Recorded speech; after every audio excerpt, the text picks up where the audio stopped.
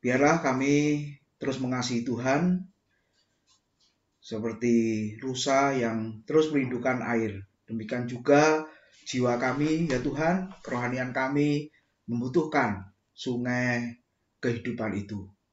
Dan kami menyadari firman Tuhan adalah makanan rohani kami yang memuaskan jiwa dan dahaga kami. Biarlah firman-Mu membekali setiap kami anak-anak-Mu, dan kami percaya masa depan kami indah ada di dalam tangan Tuhan. Biarlah Engkau bentuk kami seperti yang Kau inginkan dalam hidup kami. Terima kasih Tuhan. Kami menyerahkan pemberitaan firman-Mu, persiapkan kami semua, dalam nama Tuhan Yesus kami sambut firman Tuhan. Amin. Ya, selamat sore semua saudara-saudara yang dikasihi oleh Tuhan. Kiranya liburan kemarin menyegarkan kita semua dan minggu depan kita berlibur lagi ya di Pos Sarang.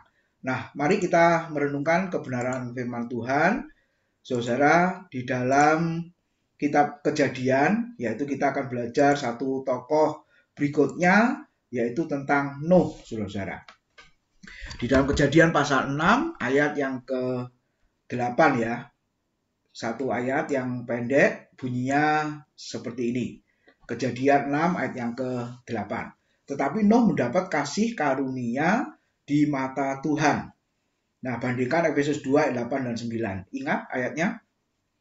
Sebab karena kasih karunia kamu diselamatkan melalui iman, itu bukan hasil usahamu tetapi pemberian Allah. Supaya jangan ada orang yang memegahkan diri dan seterusnya. Jadi timbul pertanyaan, apakah konsep kasih karunia itu antara perjanjian lama dengan perjanjian baru itu sama, saudara. Nah, jawabannya sebenarnya sama. Coba kita lihat, saudara, definisinya. Mungkin saudara-saudara sudah ada yang tahu apa itu kasih karunia.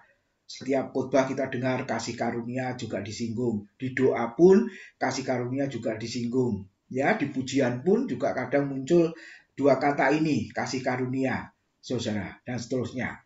Nah, yang pertama, yang jelas kasih karunia itu pemberian cuma-cuma atau istilahnya gratis. Nah, tapi jangan sampai kita berpikir gratis ya sudah gratis. Oh tidak, ketika kita mendapatkan perlakuan atau pemberian yang gratis, berarti itu ada yang membayar, saudara. Katakanlah saudara diajak makan sama orang, ya, lalu saudara nggak bayar. Kenapa? Gratis. Ya, tapi ada yang bayar kan? Ada yang bayar. Nah, ketika dihubungkan dengan kasih karunia Tuhan, gratis untuk kita. Tapi ada yang bayar. Siapa yang bayar? Kristus. Dengan kematiannya di atas kayu salib. Lalu yang kedua, tidak layak diberikan yang namanya kasih karunia. Kenapa tidak layak? Karena manusia itu sudah berdosa. Jadi sebenarnya orang berdosa tidak layak dapat sesuatu dari Tuhan. Kasih karunia dari Tuhan. Tapi ternyata Tuhan berikan karena apa? Bagian yang ketiga, bukan bergantung kepada kebaikan manusia, jasa manusia, ya, kepandaian kekuatan manusia, tidak. Yang menyebabkan Allah berkasih karunia tidak. Tapi semuanya itu adalah bergantung semata-mata kepada kebaikan, kemurahan hatinya Tuhan. Nah, jadi itu definisi dari kasih karunia. Ketika kita hubungkan dengan Nuh tadi, ayat tadi mengatakan apa? Tetapi Nuh mendapat kasih karunia dari Tuhan. Berarti Nuh dapat sesuatu yang cuma-cuma, yaitu apa? Nanti kita akan renungkan bersama. Nuh tidak dapat atau tidak layak sebenarnya menerimanya, tetapi itu diberikan bukan karena kebaikannya Nuh, tapi karena kemurahan hati Tuhan, kebaikan hati Tuhan semata-mata. Nah, coba kita lihat berikutnya.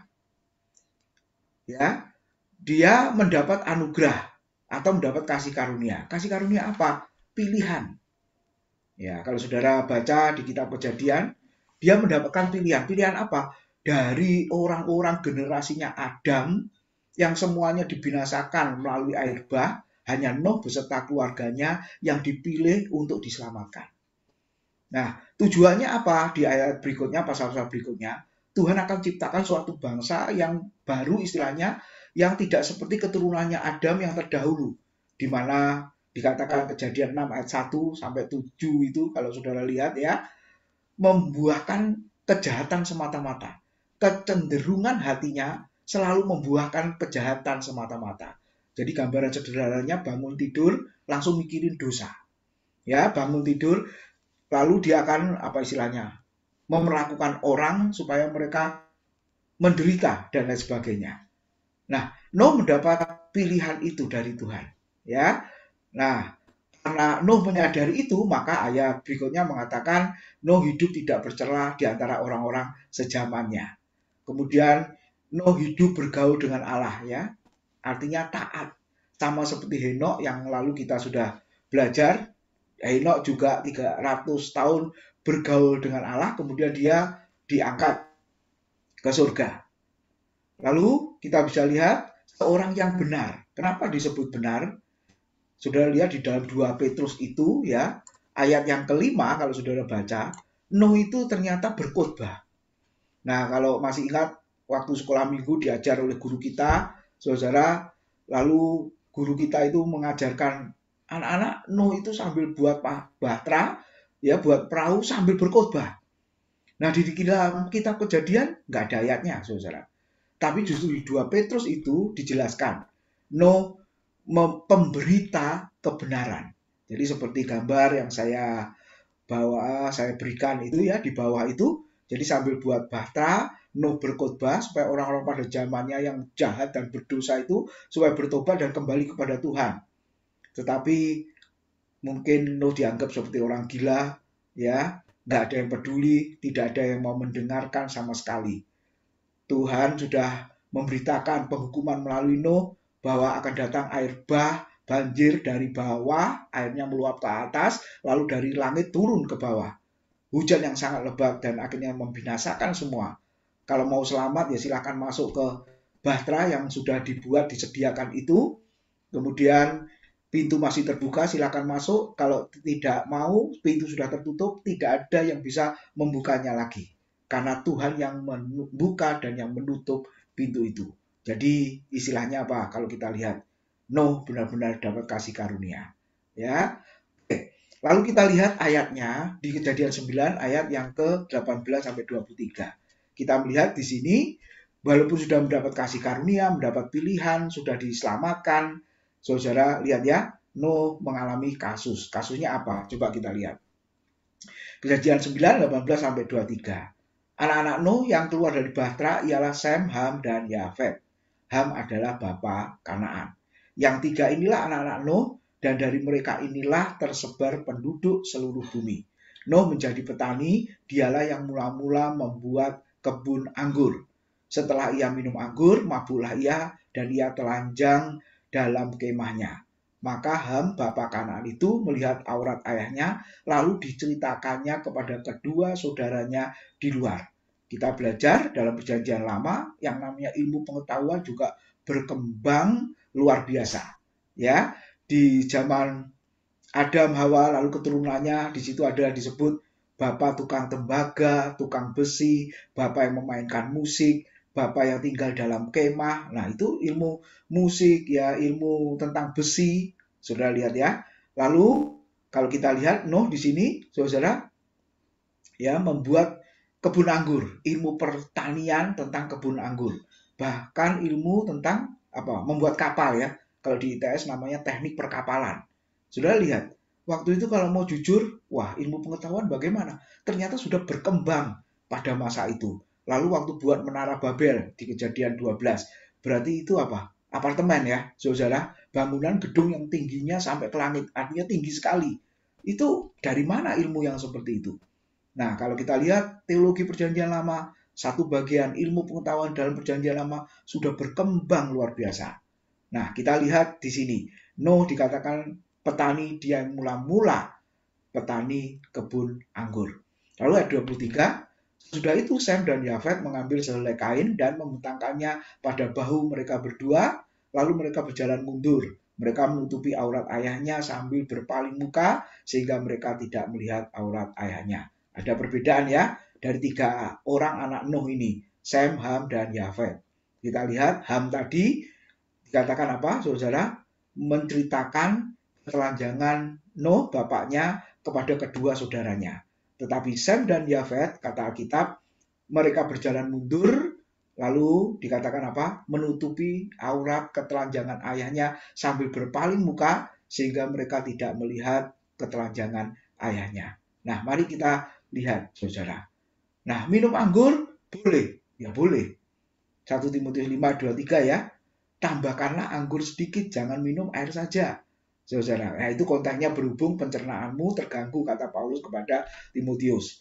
Nah, tapi sebenarnya kalau ditanya boleh, boleh. Tapi yang nggak boleh apa? Bagian kedua, mabuk.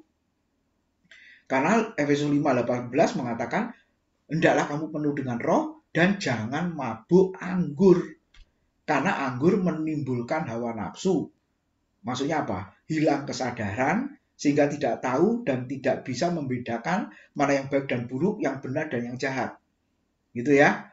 Jadi ketika dia membunuh seseorang, lalu dia mengaku, nggak tahu ya, aku kok melakukan itu karena aku sedang mabuk dan lain sebagainya. Nah, saudara, kita bisa melihat karena Nuh memang petani kebun anggur, dia minum anggur boleh, hasil kebunnya, tapi ini sepertinya terlalu banyak sehingga mabuk, hilang kesadaran, dan kita lihat akhirnya telanjang. Nah, telanjang di sini artinya mempermalukan dirinya sendiri. Kita bandingkan dengan Saul, 1 Samuel 19:23-24. Saul juga dikatakan telanjang semalam-malaman. Saudara, Saul kepenuhan seperti nabi. Ini sebenarnya ejekan. Karena konteksnya jabatan raja dari Raja Saul akan beralih kepada Daud. Ya, Tuhan sudah menolak Saul sebagai raja karena ketidaktaatannya.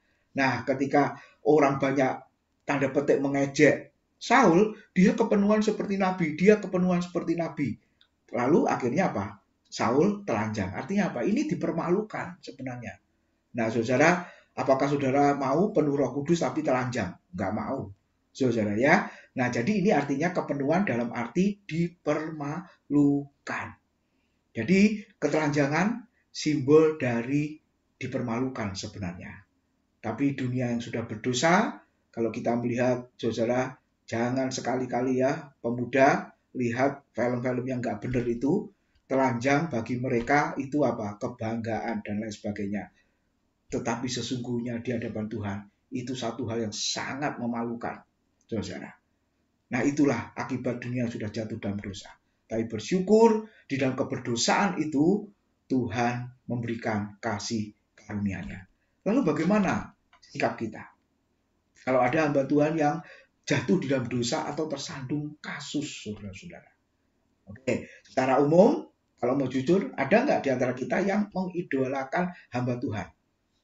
Saudara, hamba Tuhan A, hamba Tuhan B, hamba Tuhan C, dan lain sebagainya. Lalu ketika mereka jatuh dalam dosa, lalu perasaan kita gimana? Lalu pertanyaan kedua, benarkah ada istilah hamba Tuhan yang terkenal? Nah, seringkali kan kita mengatakan begitu ya, dia hamba Tuhan besar loh, hamba Tuhan terkenal, dan lain sebagainya. Nah, harusnya Yesus yang lebih terkenal. Ya, sebelum pandemi ada banyak gereja yang mengundang artis dari ibu kota, ibu desa, yang nggak tahu lah, saudara-saudara. Ya, terus pertanyaannya, loh artis Yesus kok kurang terkenal dibanding artis-artis itu? Padahal walaupun nggak ada artis di dunia, bukan berarti nggak boleh undang artis ya. Tapi kalau keseringan, tujuannya apa? Motivasinya apa? Saudara, tujuannya ternyata ketahuan, supaya mengundang banyak orang datang. Karena mau melihat artis yang datang itu kan. Tapi sebenarnya nggak ada artis pun, sudah ada artis yang lebih terkenal, yang lebih hebat, yang sudah punya nama dari abad ke segala abad, yaitu Tuhan Yesus. Tapi kenapa ya, saudara, di dalam dunia yang sudah berdosa, akhirnya gereja ikut-ikutan, seolah-olah kalah dengan artis-artis yang ada di dunia. Benar apa tidak, kalau kita mau jujur? Nah, harusnya apa? Yesus yang lebih terkenal. Yesus yang harus diberitakan. Yesus yang harus disiarkan, disampaikan. Dan sebenarnya kalau Yesus itu yang diutamakan, yang dikhotbahkan, ayat Alkitab mengatakan apa? Kalau Yesus ditinggikan, maka akan menarik banyak orang datang kepadanya. Nah, ini yang harus kita perhatikan ya. Nah, dalam arti apa ketika seseorang apa istilahnya cocok atau ya tanda petik idola, sebenarnya nggak tepat ini ya, saudara, dengan hamba Tuhan itu. Kalau pengajarannya sehat, pengajarannya benar, kenapa kita tidak respect kepada dia. Apalagi hidupnya menjadi teladan. Nah, coba lihat ya, saudara. Kemudian motivasi pelayanannya juga benar, lurus, tulus di hadapan Tuhan. Kenapa tidak? Ya, itu boleh dalam arti yang seperti ini, ya, saudara. Tapi lihat, bagi yang mengidolakan hamba Tuhan, ketika hamba Tuhan itu jatuh, yang terjadi apa? Imannya ikut menjadi lemah ya. Lalu apalagi? Kecewa. Nah, berarti, saudara, dasar imannya salah. Bukan kepada Tuhan, tapi kepada hamba Tuhan itu. Ketika hamba Tuhan itu jatuh, dia ikut-ikutan jatuh, dia ikut-ikutan lemah, dia ikut-ikutan kecewa. Bahkan ada yang ekstrim ini, meninggalkan gereja itu, meninggalkan pelayanan itu. Saya punya beberapa teman, saudara, ya di Surabaya ada hamba Tuhan yang heboh ya, saudara, jatuh dalam dosa.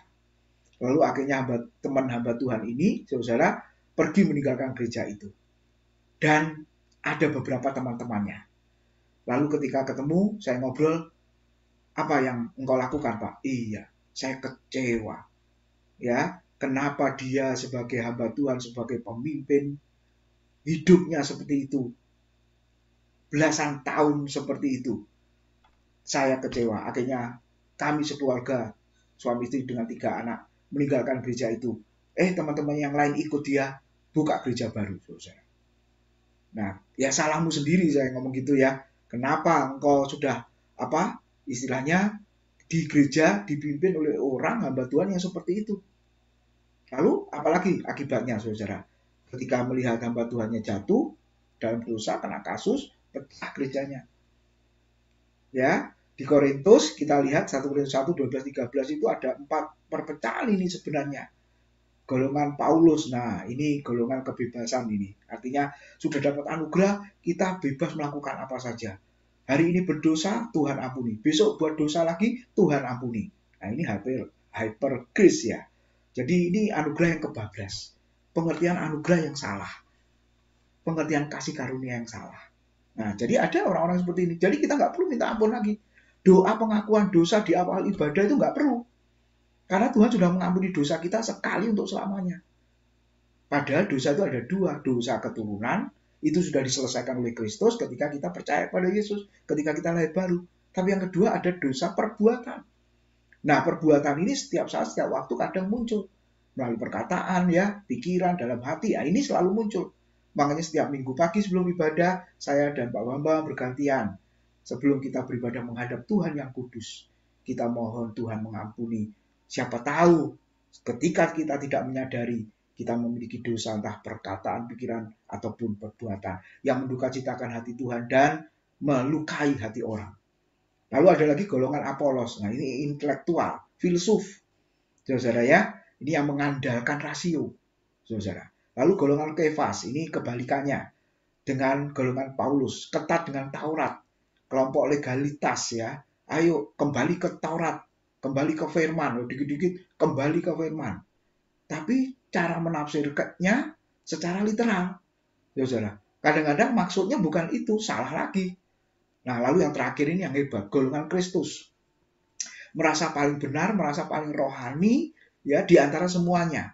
Nah, ini dipengaruhi oleh golongan Gnostik, aliran yang mengutamakan penglihatan-penglihatan, mendengar suara Tuhan, dengan kata lain apa? Aliran yang ngeroh-ngeroh ini loh.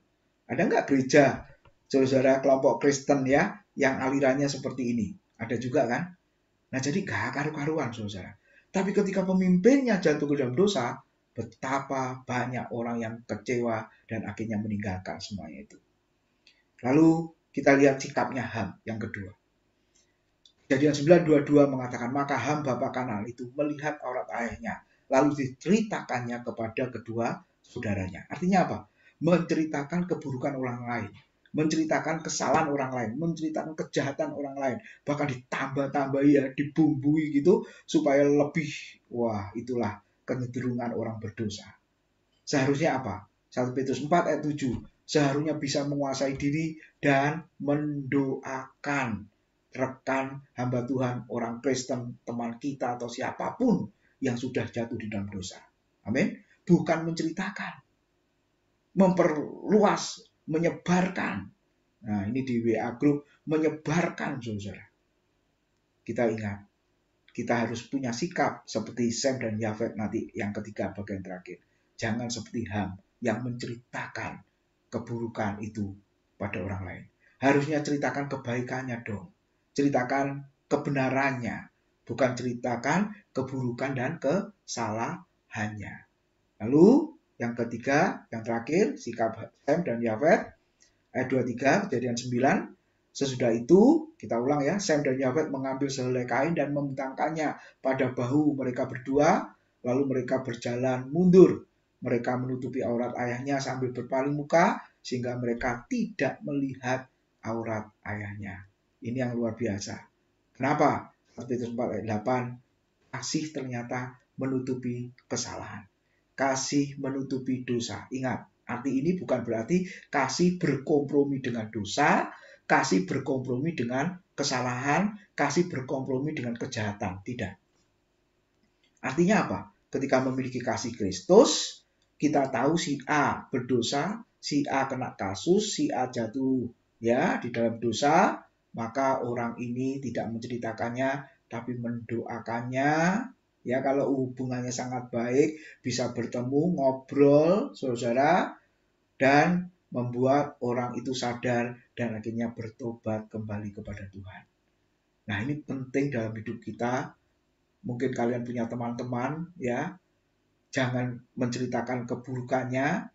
Memang sudah buruk apa yang diceritakan, tapi kalau engkau punya kasih, engkau menutupi kesalahannya. Ya, mendoakan dia supaya kembali kepada Tuhan. Jadi kesimpulannya, saudara, dari kisah Nuh itu kita mempelajari apa? Kita tidak boleh mengidolakan hamba Tuhan. Ya, entah Paulus, Apolos, Petrus, dan lain sebagainya. Mereka adalah hamba-hamba Tuhan biasa. Mereka kawan sekerja Allah. Yang dipandang, yang dilihat harus Tuhannya. Yang kedua, kalau ada yang jatuh, jangan ceritakan. Dan yang ketiga, yang penting, saling mendoakan, saling mengasihi, supaya yang bersangkutan bertobat, dan kita semua bisa bertumbuh bersama-sama. Kiranya Tuhan memberkati, mari kita berdoa. Terima kasih buat kebenaran firman-Mu, kami sudah belajar dari kisah Nuh, ya Tuhan, kiranya Nuh yang juga memiliki kelemahan dan bisa salah dan bisa berdosa, biarlah menyadarkan setiap kami bahwa kami sangat perlu membutuhkan kasih karunia itu, supaya kami boleh tetap kuat, kami boleh melawan setiap godaan-godaan yang akhirnya menjerumuskan kami. Kiranya Engkau memberi kasih kepada setiap kami, supaya kami boleh menutupi segala dosa dan kesalahan. Kami boleh mendoakan mereka, supaya mereka boleh kembali kepada Tuhan. Kau berkati anak-anak-Mu pada sore hari ini.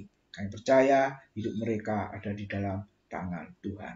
Dalam nama Tuhan Yesus, kami sudah berdoa dan mengucap syukur. Amin.